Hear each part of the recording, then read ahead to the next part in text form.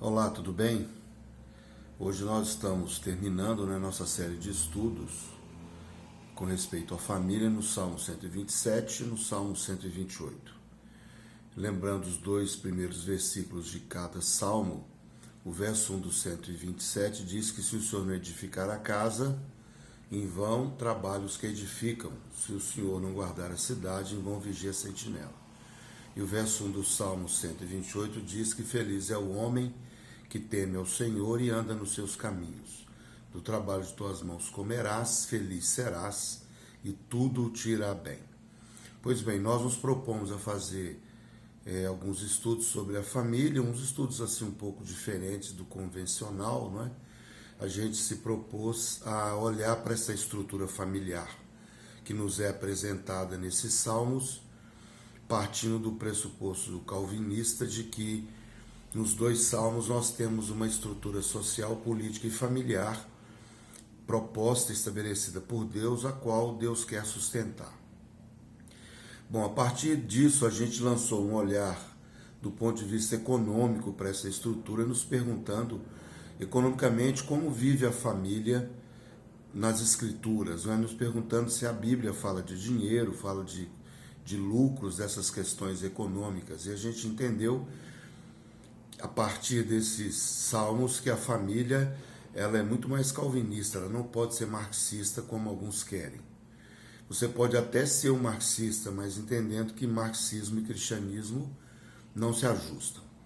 Depois nós lançamos um segundo olhar, que foi um olhar filosófico sobre a família. E dentro do olhar filosófico nós percebemos que a família é teísta, ela não pode ser nihilista, ou seja, os salmos e as escrituras no geral nos apresentam propósitos, não é?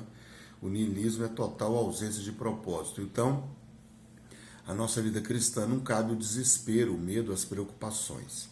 Depois, nós lançamos um olhar religioso, entendendo religião daquele ponto de vista proposto por Kierkegaard, onde ser religioso é um estado de existência onde eu me assumo cristão em fé. Então, do ponto de vista religioso, a gente percebeu que a família é fideísta, ela não pode ser materialista. E hoje a gente vai lançar um quarto e último olhar sobre esse salmo, tentando trazer algum aprendizado para a família. Agora um olhar teológico. Do ponto de vista teológico, a gente aprende com esses salmos que a família ela é muito mais agostiniana, ela não pode ser pelagiana. O que significa isso? Agostinho e Pelágio foram dois grandes teólogos do século IV e V. Agostinho nasce em 354, o Edito de Milão já tinha sido escrito, o Império ainda não era oficialmente cristão, vai se tornar, me parece, em 382, mas Agostinho já nasce num momento histórico onde o cristianismo já era livre dentro do Estado romano. Agostinho nasce no norte da África, na cidade de Tagaste, enquanto que Pelágio, eu não sei exato o ano de nascimento de Pelágio, eu sei que ele nasce na Bretanha, hoje Inglaterra, também teólogo, e os dois vão ter um contato histórico, pouco contato de encontro físicos, mas são contemporâneos, e Agostinho, muitos de seus textos serão escritos para combater a visão de Pelágio. Bom, Agostinho, ele era o defensor do que hoje conhecemos como a teologia da soberania de Deus. Agostinho cria piamente que Deus era o regente do universo, que Deus era quem estabelecia todas as relações, Deus era o sustentador, o criador de todas as coisas, e que elegia o homem para a salvação. Agostinho então fala da predestinação, talvez seja o mais enfático dentro desse assunto, que mais adiante na Reforma vai ser trabalhado novamente por Lutero e João Calvino. Então Agostinho é o teólogo que vai nos trazer essa concepção de que Deus é quem age, governa e sustenta todas as coisas. E quando a gente olha para os Salmos, é isso que a gente vê. O salmista diz que se o Senhor não edificar a casa, em vão trabalham os que a edificam. Se o Senhor não vigiar, em vão vigia a sentinela. Ou seja, Deus é soberano, criador, sustentador de todas as coisas. E Agostinho vai tratar dessa visão de Deus de forma extremamente ampla.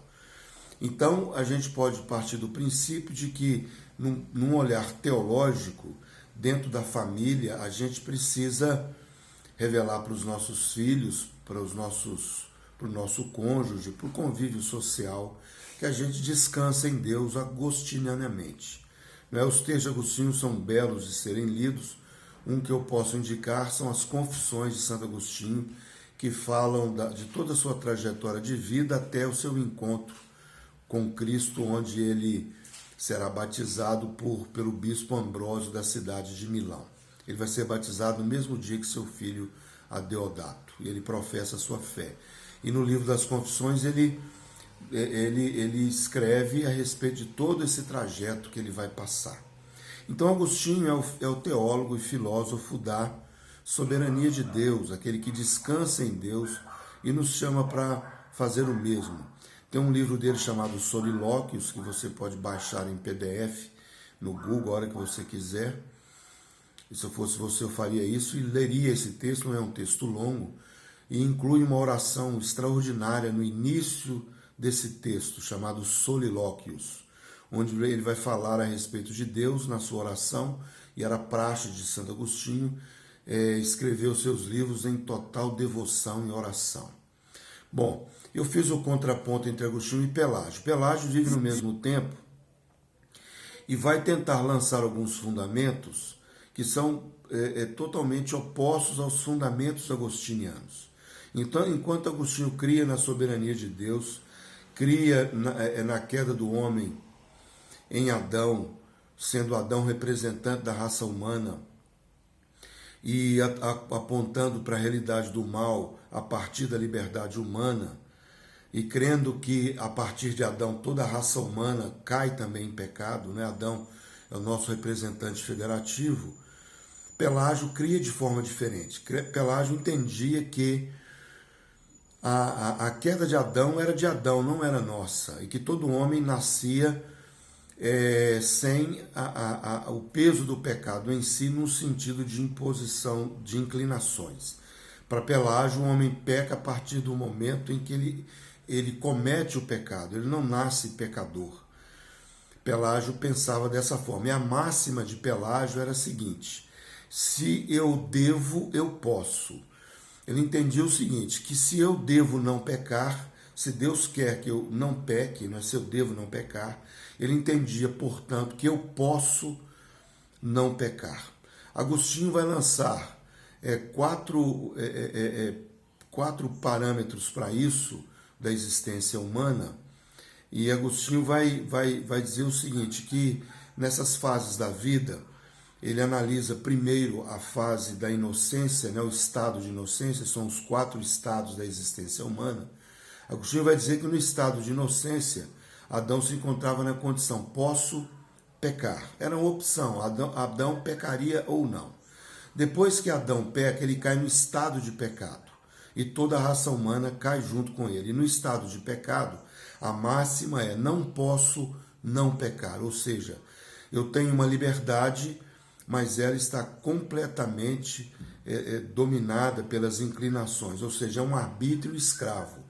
No estado de pecado, o homem não pode não pecar. Quando ele tem um encontro pessoal com Jesus, o homem entra no estado de graça, e no estado de graça, o homem entra numa condição onde ele pode não pecar. No estado de graça, eu posso não pecar. Aí quando ele sai do estado de graça e vai para o estado de glória com a morte em Cristo, o Agostinho define como não posso pecar. Mas Pelágio não entendia dessa forma. Ele entendia que o homem poderia não pecar em qualquer circunstância da vida, mesmo antes de ter um encontro com Cristo.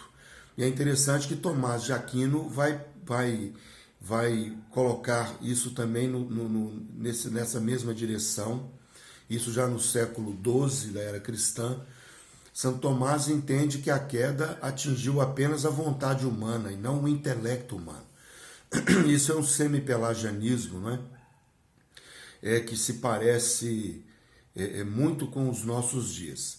E a gente percebe que os nossos dias, eles são dominados pelo pelagianismo. O que eu quero dizer com isso? Que a pós-modernidade, ela é pelagiana no sentido de que ela traz toda a situação humana, toda a nossa realidade para a nossa liberdade, para o nosso poder de agir. A gente percebe que na pós-modernidade é dito para nós que nós somos autônomos, que nós temos capacidade de gerenciamento da vida, que a vida está em nossas mãos, nós podemos conduzi-la para a direção que quisermos, basta administrá-la bem, não é? Basta ter as decisões mais coerentes. E isso é profundamente pelagiano. E a gente precisa discernir isso, que nas Escrituras brotam outro ponto de vista. Das Escrituras nós entendemos que o homem caiu em pecado e ele está completamente dominado pela ação do pecado. E o homem tem em Adão seu representante. A única forma de se ver livre dessa condição de não posso não pecar é nos lançando em Cristo, onde eu entro na situação de posso não pecar, não é? Quer dizer, em Cristo eu posso não pecar. E de fato é uma verdade, minha liberdade é restaurada. Mas essa condição só é me dada em Cristo. Fora de Cristo ela não é possível. E Pelágio não entendia assim. Mas olhando para a Escritura e para a estrutura que nos é apresentada nos Salmos, a família, portanto, ela é pelagiana, ela é agostiniana. Ela não pode ser pelagiana. Amém? Que Deus possa ter te abençoado nesses 4 encontros que tivemos a respeito da família. E vamos programar outros temas para frente, para vídeos curtos assim, para debates na igreja, onde for possível. Lembrando que, a partir da estrutura dos Salmos, que nos apresentam a estrutura que Deus quer sustentar, entendemos que, do ponto de vista econômico, a família ela é muito mais calvinista, ela não pode ser marxista. Do ponto de vista filosófico, a família é teísta, ela não pode ser niilista. Do ponto de vista religioso, a família é fideísta, ela não pode ser materialista. E do ponto de vista teológico, a família é agostiniana, ela não pode ser pelagiana. Amém? Que Deus te abençoe. Um forte abraço.